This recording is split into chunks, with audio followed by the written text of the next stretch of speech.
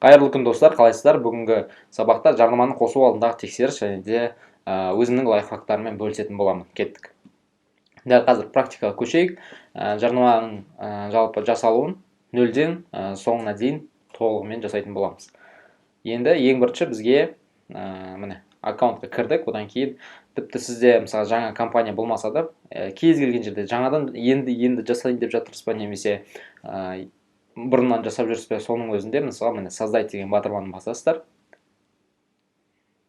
Одан кейін өзімізге қажет нені таңдаймыз, цельді таңдаймыз, мақсат таңдаймыз, мысалы конверсия или трафик, генерация лидов деген секілді.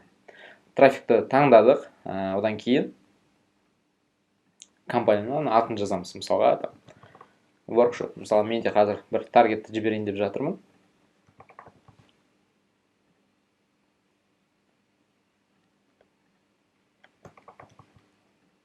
Осылай группа объявление және де объявление. Осының барлығын атауын толтырамыз. Одан кейін келесі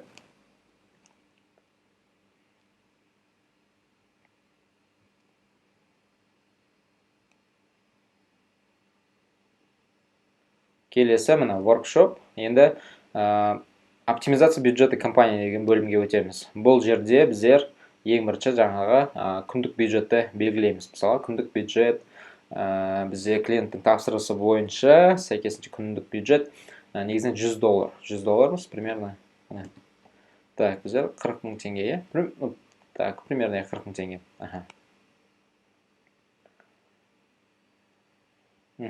Так, көп ақша қойып қойдым деп айтып жатыр. Жақсы, онда пока 20 000 теңгемен жұмыс жасай тұрайық әзірше.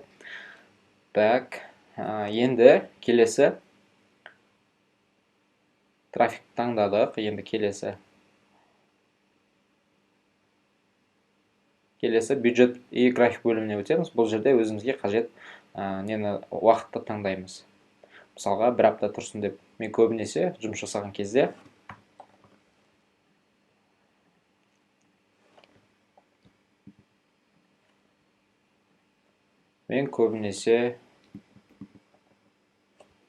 бір аптамен жұмыс жасаймын, бір апта уақытта. Так, енді бізге қандай қалалар керек? Енді біздер нені жасаймыз? Мысалға мегаполис деп таңдайық. Мегаполис деп таңдадық.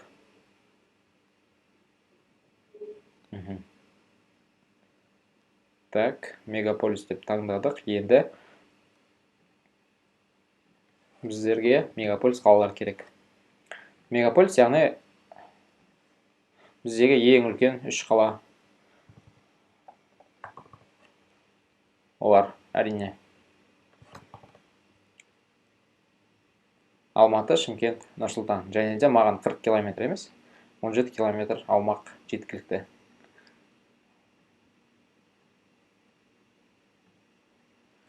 Және де сол жердегі тұрып жатқан адамдар. Люди, живущие здесь. Міндетті түрде осыны таңдаңыздар. Келесі жақсы керек бізге. Көбіне мысалға жалпы клиенттің тапсырысы бойынша жалпы workshopқа 25 жастан жоғары кіреді. 25-тен 40-45-ке дейін. Осы аудиторияны аламыз, және де бұл аса қатты маңызды емес. Одан кейін кәсіп, малый бизнес, одан кейін предпринимательство деп таңдасақ, қанша? 1 100 000 аудитория шықты.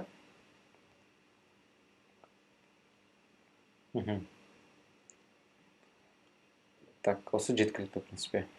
Келесі, бұл аудиторияны сақтап қоямыз. Просто өзімізге түсінікті болатындай жасаймыз. 25-45 деп.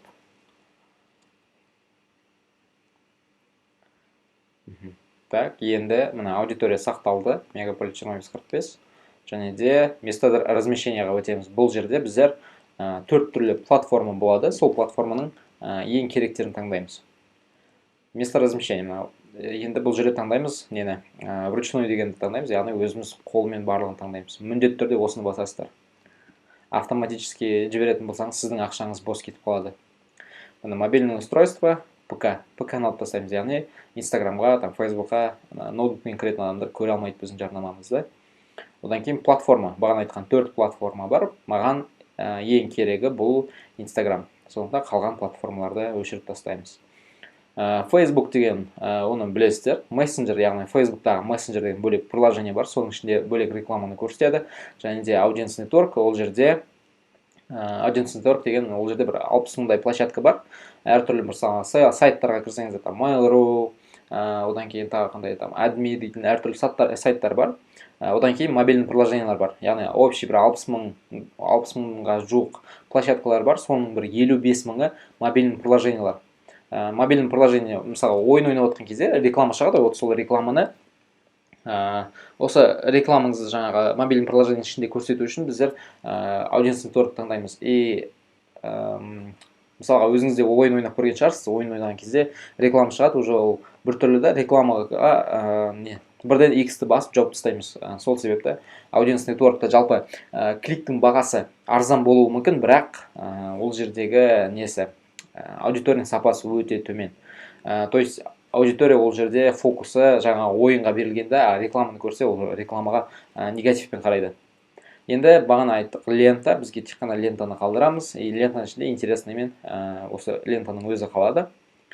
Қазір историяға бөлек екінші группа объявлений жасаймыз. Так, барлығы жақсы, енді даляны басамыз. Даляны басқаннан кейін, міндетті түрде мына жерде включить дегенді басыңыздар, міндетті түрде басып қойыңыздар. Одан кейін Instagram аккаунт, егер де сіздерде Instagram аккаунт болмаса, дәл осылай жазылып тұрады. Одан кейін сол жерде мына подключить дегенді басасыздар. Подключить аккаунтты басқан кезде бірден қазір осылай аккаунт, осылай Instagramға өткізіп жібереді. Осы жерде логин парольді енгізу керек болады. Логин парольді енгізу керек болады. Сосын осылай сіздерде логин пароль енгізгеннен кейін, егер де Instagram басқа бір Facebook страницаға тіркелмеген болса, онда сізде осылай аккаунт Instagram бірден шығады. Егер де жаңағыдай шықпай жатса, басқа проблема, ошибка болып жатса, Instagram'ды отвязка жасап тастау керек. Бұрынғы Facebook'тан не істеп байланысын ажырату керек. Одан кейін барып уже жаңадан неге Facebook страницаға уже тіркей беруге болады. Кеттік бізге бұл жерде одно изображение или видео қажет. Кольцевой галерея бөлімде, яғни екі немесе одан да көп сурет таңдауға болады. Енді төменге түсеміз, бізге жаңа одно изображение или видео керек. Одан кейін медиа объекты бөлімінде добавить, яғни сурет баннер дайындадыңыз ба, немесе сурет дайындадыңыз ба, немесе видео сурет дайындадыңыз ба, онда жаңа добавить изображение басасыз. Ал егер де видео дайындаған болсаңыз, онда добавить видеоны басасыздар. Мен видео дайындадым, сондықтан видеоны басамын. Егер де сізде әлі ол файл жүктелмеген болса, онда загрузить деп ноутбугыңызға міндетті түрде орнатып алу керек болады. Одан кейін мына жерде шығады өзі. Шыққан кезде соны басасыздар, одан кейін рекламаға жібересіздер. Енді келесі, қазір біздің видео жүктеліп болады, одан кейін бізге текст қою керек болады. Тексті алдын ала міндетті түрде дайындап алыңыздар. Тексті алдын ала дайындап болғаннан кейін, мына основной текст деген бөлімге қоямыз тексті, копировать етіп, одан кейін соны қайтадан вставить етеміз. Енді бізге сайт керек болады, сайттың сілтемесі, немесе WhatsApp сілтемені қоюға болады. Міне, таплинк, мысалы, ссылканы дайындадық, одан кейін сол сілтемені міне URL сайты деген бөлімге қоямыз. В принципе, болды. Енді біз трафикті, полный жаңа трафик мақсатында реклама жіберуді почти аяқтадық. Енді біздер жібермейміз, әлі жібермейміз. Опубликовать дегенді баспаймыз. Біздер міне лента, группа объявлениеға өтіп, лента дегенді, енді біздер қазір лента емес, енді сториске жібереміз. Ол үшін міне осы неге группа объявлениеға бейт мышканы апарасыздар да, дублировать басасыздар.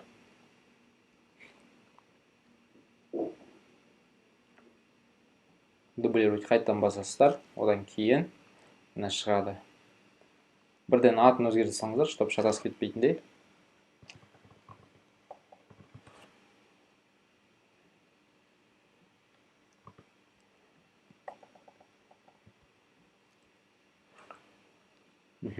Так, бізге так керек емес.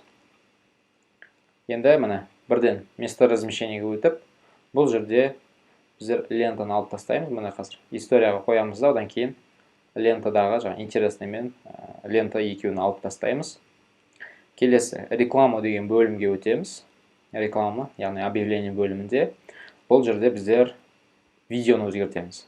Видео мынандай форматта болса, ол көзге мықты көрмейді, ол шамалы көрінеді. Сол себепті сәйкесінше жаңағы Instagram стористің форматында видео дайындағандарыңыз дұрыс болады. Мына 1080-де 1920 форматы. Мына Instagram форматында дайындадық.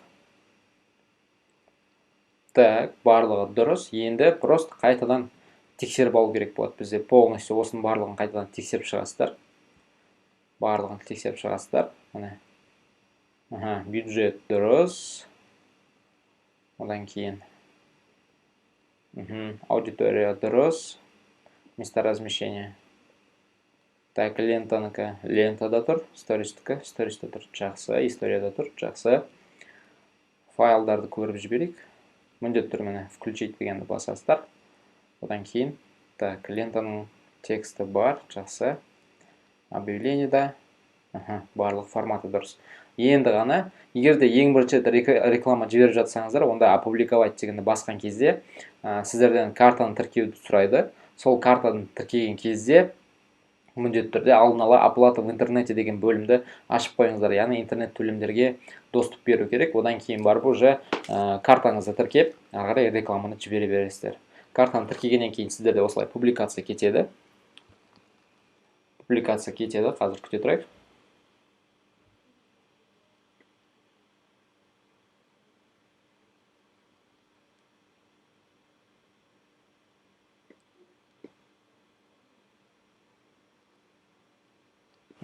Жақсы. Біздің жарнамамыз кетті. И оның статусы бірден міне на проверке. Яғни қазір Facebook біздің жарнамамызды тексеріп жатыр. Егер де жарнаманы ең бірінші рет жіберіп жатқан болсаңыз, онда сіздің жарнамаңызды максимум 48 сағат тексереді. Ал егер де жарнаманы екінші рет, үшінші рет жіберіп жатсаңыз, онда сіздің жарнамаңызды максимум 24 сағат тексереді. Әрбір жарнама жіберген сайын, егер де ол ешқандай жаңағы заңға қайшы келмей барлығы нормально болатын болса, сіздің жарнама тексеру уақытыңыз барынша түсе бастайды. Мысалға, менде кейбір Facebook аккаунттарда жарнаманы бір 10 минуттан кейін уже бірден жібере бастайды. Себебі мен Facebook'тың сеніміне кіргенмін. Жақсы, практиканы аяқтадық, енді кеттік көрейік. Жарнамалық кампания кезіндегі тексеріс. Тест кезеңі өте маңызды. Яғни рекламаны тестке міндетті түрде жіберу керек болады. Тест кезінде гипотезаларды тестлеп алу қажет, тиімді аудиторияны іріктеп алу қажет. Яғни қай аудитория өтеді? Мысалы мен жаңа 25-45 дегенді белгіледім. Ол аудитория өтпей қалуы мүмкін. Интерестер дұрыс болмауы мүмкін деген секілді. Сол себепті бірнеше аудиторияны жіберіп, рекламаны жіберіп алған дұрыс. Тестлеп алған дұрыс. Гипотеза дегеніміз аудиториялар, креативтер, конвертерлердің байланыстарын тексеру. Яғни аудитория дұрыс болмай қалуы мүмкін, немесе видео, баннер өтпей қалуы мүмкін, одан кейін конвертер дұрыс болмауы мүмкін, яғни сайттың ішіндегі жаңағы сайт сатылмалы келетін болмауы мүмкін, заявка алып келетін болмауы мүмкін деген секілді. Соның барлығын тексеріп, оның барлығы бізде уже гипотеза келеді. Тест кезеңі 3-7 күн аралығы, яғни 3 күннен кейін уже нәтиже шығаруға болады. Жарнамалық кампания аяқталғаннан кейінгі есеп беру. Мен көбінесе жаңадан клиенттерге, именно малый бизнеске, агентство мен компаниялардан басқа кішкентай кәсіпкерлерге мен көбіне қандай нәрселер бойынша не беремін, есеп беремін. Ең біріншіден клик, одан кейін охват, одан кейін CTR. Осы үшеуін және де кликтің бағасы. Осы 4 көрсеткішті айтамын, и в принципе сол арқылы да жарнаманың жалпы нәтижесі бойынша есеп беруге болады. Жарнама әрқашан жағымды нәтиже бере бермейтіндігін ұғыну қажет. Мысалы, менде рекламаның кейбіреулері дұрыс өтпей қалуы мүмкін. Біреуінде клик аз, біреуінің клик қымбат болуы мүмкін. Соны менде де ондай нәрсе бар. Яғни тіпті мен профессионал таргетолог болғанның өзінде менде реально басында қателер болды. Сол себепті ол нәрседен қорықпаңыздар. Кеттік лайфхактарды айтамын.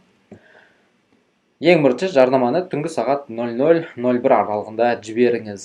Екінші, жарнамаға 3 күн ішінде ешқандай өзгерістер енгізудің қажеті жоқ.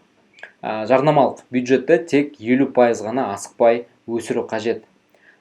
Бюджетті 2-3 күн арасында ғана көтеріп отыру керек міндетті түрде. Яғни бюджетті, мысалға реклама өтеді, мысалы 50%-ын ғана өсіру керек дедік қой, мысалға 2000 теңге қойдыңыз, одан кейін 2 күннен кейін оны 4000 теңгеге көтересіз, одан кейін тағы мысалы 3 күннен кейін 4000 емес, мысалы 7000 теңгеге көтересіз деген секілді. Яғни постепенно қадам-қадаммен көтеріп отыру керек. Бір жарнамалық компанияда 10 хабарландырудан көп болмасын, яғни 10 объявление болу керек. Бағана мен 2 объявление болды, біреуі сторис, біреуі лента форматындағы видеолар. Сол секілді сізде максимум 10 варианттағы креатив болу керек. Бүгінгі сабақ аяқталды. Келесі сабақта кездескенше.